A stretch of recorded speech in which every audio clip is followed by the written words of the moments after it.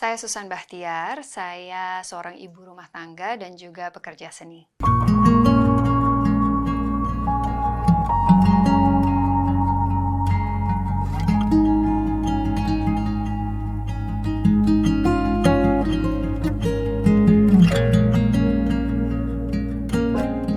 Aktivitas saya sehari-hari sekarang sebagai ibu rumah tangga, saya mengurus anak laki-laki saya, Tristan. Selain itu masih ada beberapa pekerjaan yang mengontrak saya tentunya, kemudian juga masih dalam proses pembuatan buku kedua. Kemudian lagi training untuk maraton nanti di New York bulan November. Kemudian masih ada pekerjaan MC dan juga moderator.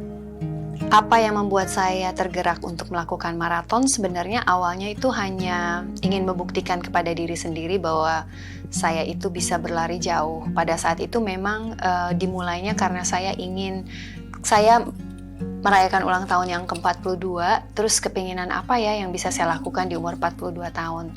Kemudian diskusi dengan suami yang kebetulan memiliki hobi yang sama, berlari.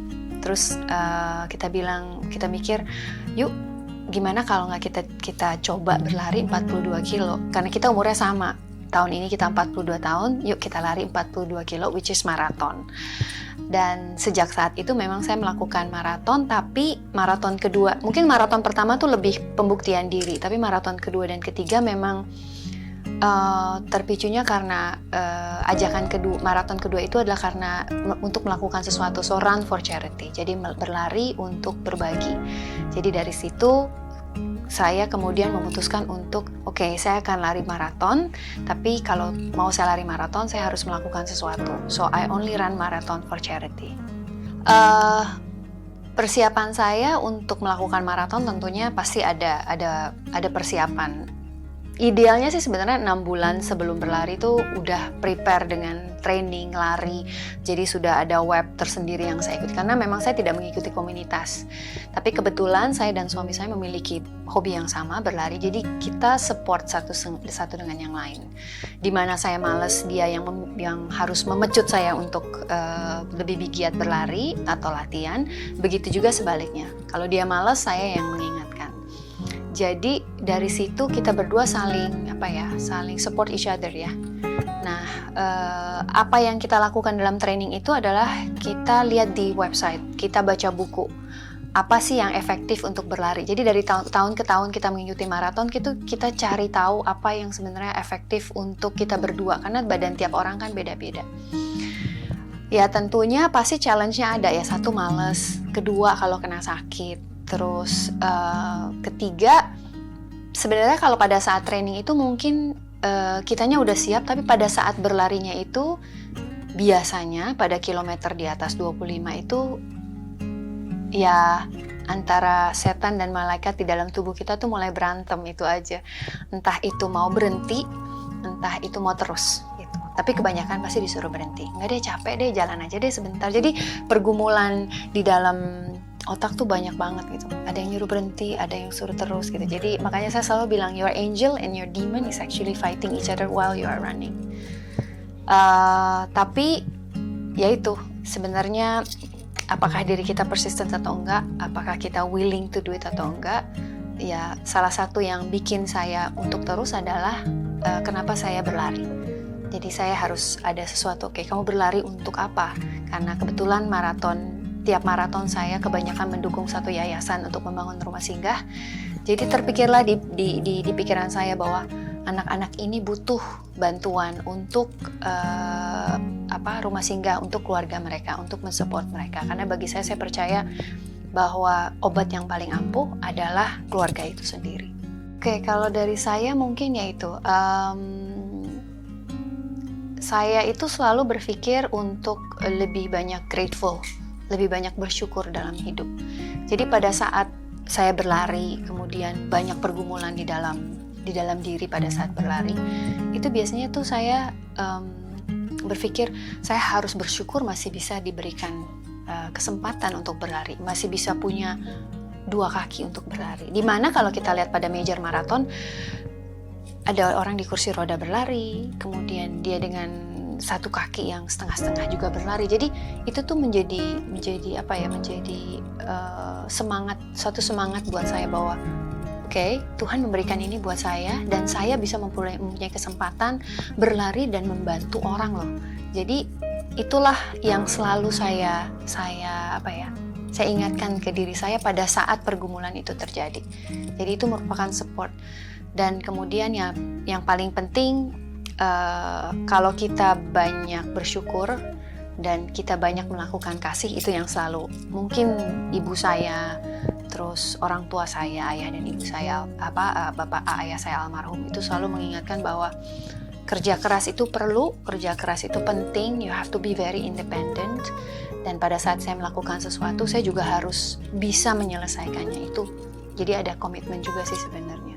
Itu yang saya lakukan dan selalu diulang-ulang pada saat saya melakukan atau saya menemukan suatu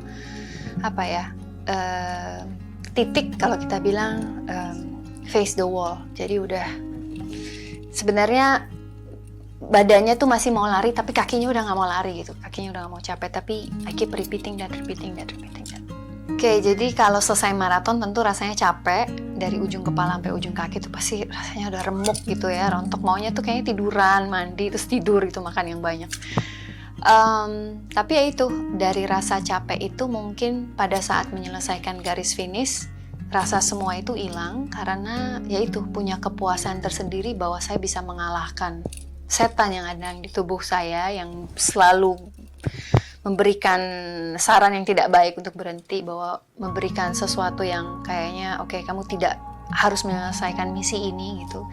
Jadi itu yang saya rasakan. Tapi balik lagi, yaitu saya percaya kalaupun saya tidak berhasil melakukan, misalnya kalaupun saya sampai jalan, tapi saya yakin sekali bahwa diri saya akan terus berusaha untuk ya udah nggak usah lari, jalan, yang penting finish. So you are finish what you have to do gitu. Jadi bagi saya bukan waktu yang penting dalam berlari maraton. Di dalam diri saya mungkin kebanyakan orang, oh ya saya mau ngejar personal best saya. Personal best running time itu bagi saya itu cuma bonus. Yang penting tuh adalah misi saya untuk berlari, untuk apa, saya bisakah menyelesaikannya. Dan di diri saya itu intinya atau poin utamanya adalah saya bisa melewati garis finish itu and finish strong. So I'm still healthy, masih bisa jalan dan masih bisa bersyukur. Oke, meskipun capeknya rasanya luar biasa, tapi capeknya cuma sebentar. Nanti sorenya pasti berpikir mau lari maraton di mana lagi ya gitu. Biasanya gitu. Saya harus memang dari kecil kuat. Memang dia sangat kuat, sangat disiplin dalam pekerjaan maupun di sekolah itu. Karena ibunya is a dragon mom. Karena mungkin ibunya galak ya, terlalu disiplin gitu, nggak boleh salah, harus ikut peraturan gitu. Saya kan ibu dari 5 anak perempuan ya, dari kecil-kecil memang sangat repot mengurus mereka.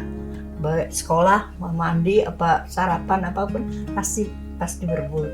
Tapi setelah mereka dewasa, ya kita juga mengajari mereka juga satu sama lain dengan kakak beradik itu bisa saling akur, saling terbuka. Begitupun dengan orang tua. Ya saya pun dengan anak-anak itu selalu nggak anggap mereka tuh ya kita harus disiplin dengan kata-kata ini gitu.